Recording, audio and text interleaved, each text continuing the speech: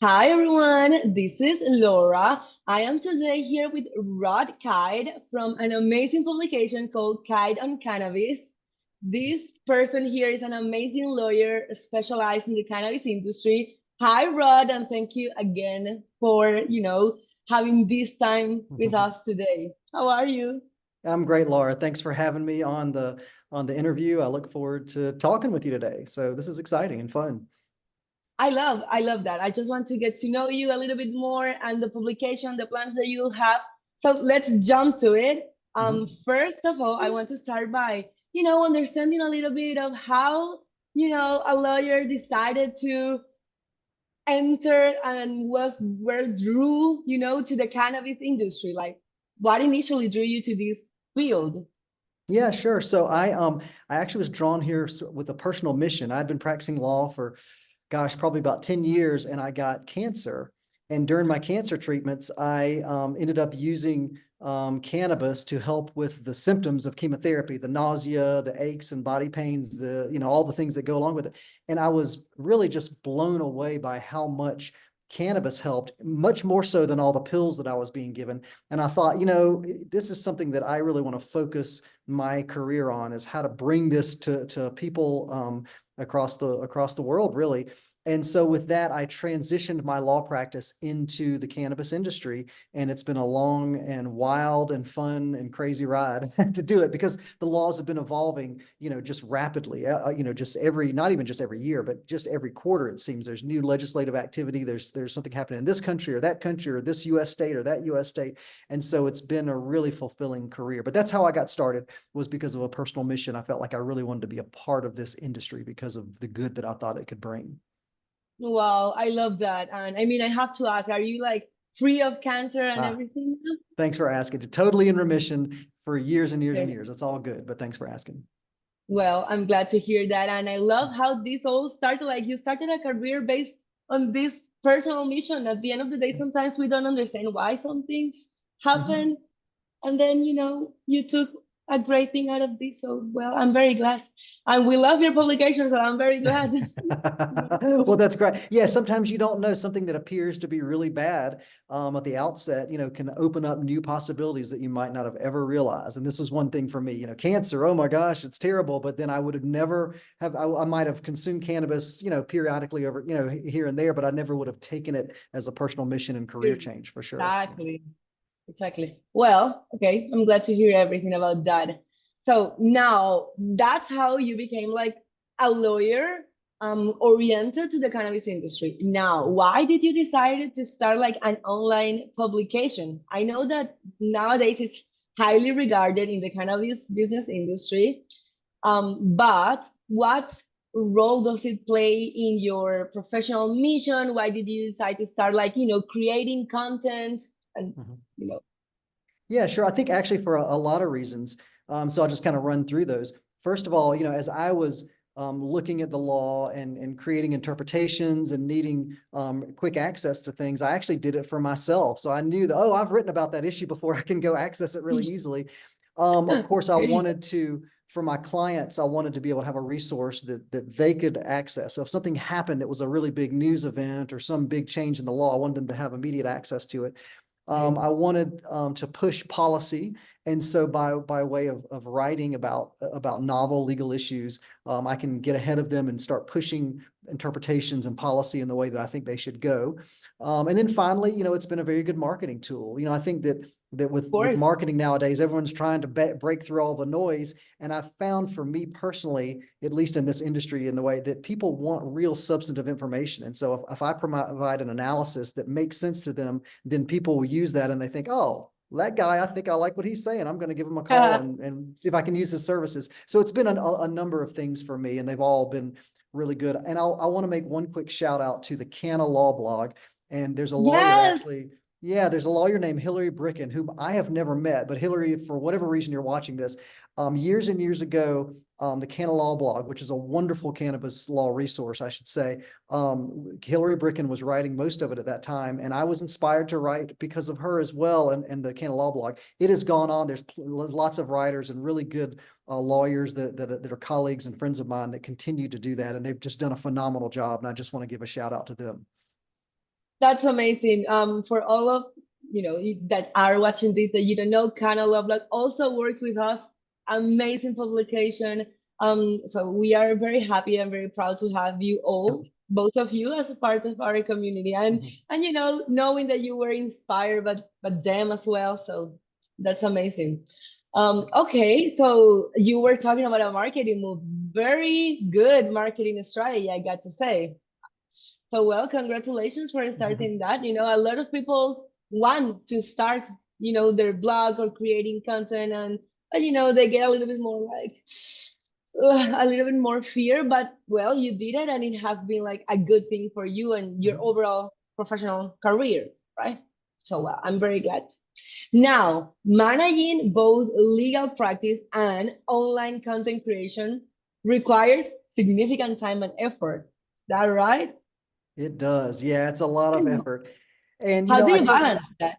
Yes. well, I don't know that I've ever solved how to balance it. I think what happens is when there's something to write about, I've just got to write it. I've just got to say, well, for the next several hours, I'm just going to have to devote my time to it.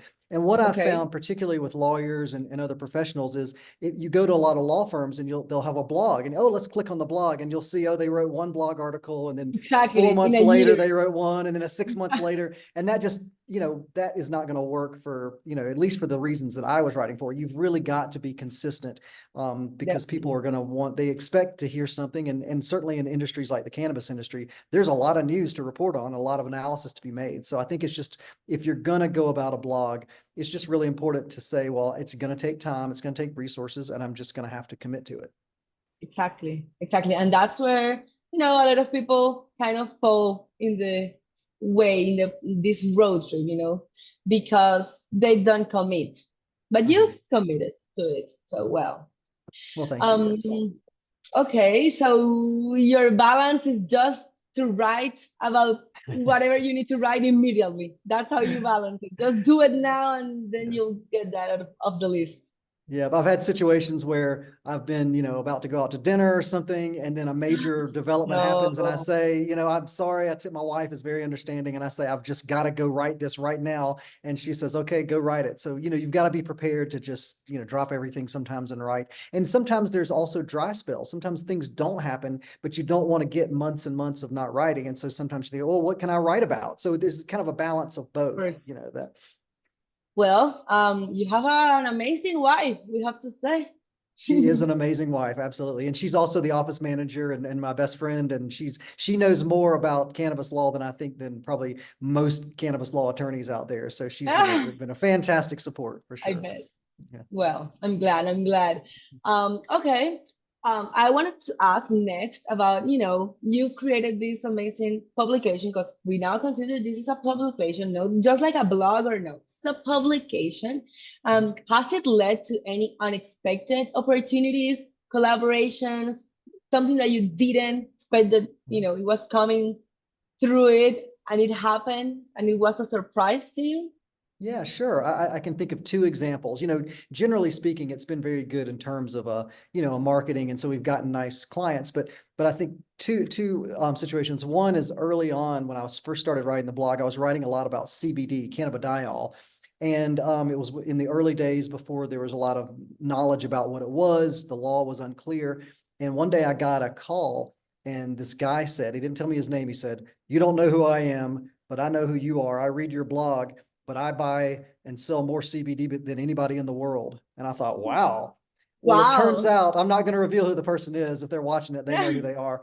But this person turned out not to only to be a wonderful client, but a really good friend that we still now our communications are mostly friend oriented. How's your family? How are the cats? And so it evolved into not only a client relationship but a personal friend relationship.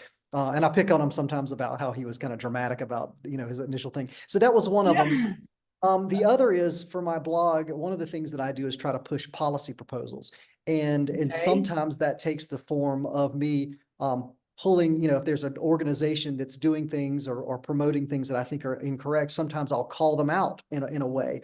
And I called out an organization, and it upset them greatly. But it also, to their credit, they reached out and we had a connection, and we had a really good Zoom conference, and they invited me to speak on a panel that they were promoting Minnesota and in a big panel. And we actually, now I'm friends with the director of this organization. We now understand where we're coming from. I think we've been able to promote some policies.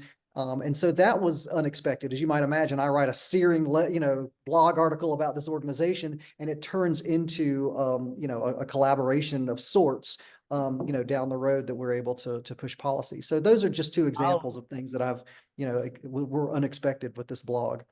that is fantastic. I mean, you are proving that at the end of the day, putting your voice out there can change the world, in some ways. Yeah, I think that's something that people don't maybe understand, that, if you have something to say it. And there is an opportunity to change the world in small ways and big ways, depending on who you are and what you're talking about. Well, I'm feeling so happy to hear about all of these experiences, to be honest. So thank you for sharing one more time with all of us. Yeah, thanks, Laura. Okay, now we need a little bit of your expertise. So, what advice would you give to aspiring lawyers who are interested in specializing in cannabis law or starting their legal publication on the cannabis industry? It's a great question. So for lawyers who are interested first in starting into cannabis law, I would say two things. First, cannabis law right now is sort of just a big, broad thing, but it really encompasses all different areas of law, from intellectual property to taxation to real estate to contracts to litigation to, just on and on. And so I would say find, the legal area of expertise that you feel most comfortable with and focus on that. And then simultaneously, it's one thing that lawyers, I think, don't do enough of is really dig into the substantive matters that they deal with. And in cannabis, it's obviously about the plant and the science about the plant. And so I think for Or lawyers, it's really important to take the time to understand the botany, the science, the manufacturing and processing, that the clients go through, because that informs how you are going to advise your client. So again, find the area or areas of law that you like, and then pair them with cannabis with some deep, be willing to spend time going into the deep nitty gritty, mostly about science stuff with the plant. And then in terms of someone who's wanting to write a blog, I think we go back to what we talked about earlier. Really, it's about consistency and being willing to, sometimes you have to conjure up things to write about because you're going through a dry spell, and just do it anyway. And sometimes you're going to be bombarded with stuff and you have to drop what you're doing and be willing to do it. But consistency is key. okay, okay. So to recap, the two advices are for the lawyers to really know what you're talking about. So, right? So if you are talking about if you're going to specialize in cannabis, then know scientifically about Yes, cannabis. that's right. Okay. Okay. And for the publications and the publishers, consistency. Yes, Perfect. absolutely. I like that. Okay, beautiful. Taking notes. Um, you never know. Okay, well, no. Now, looking ahead, we know that there should be some plans for the future. Can you share with us a little bit of those goals that you have for the future, both of your legal practice and the online publication?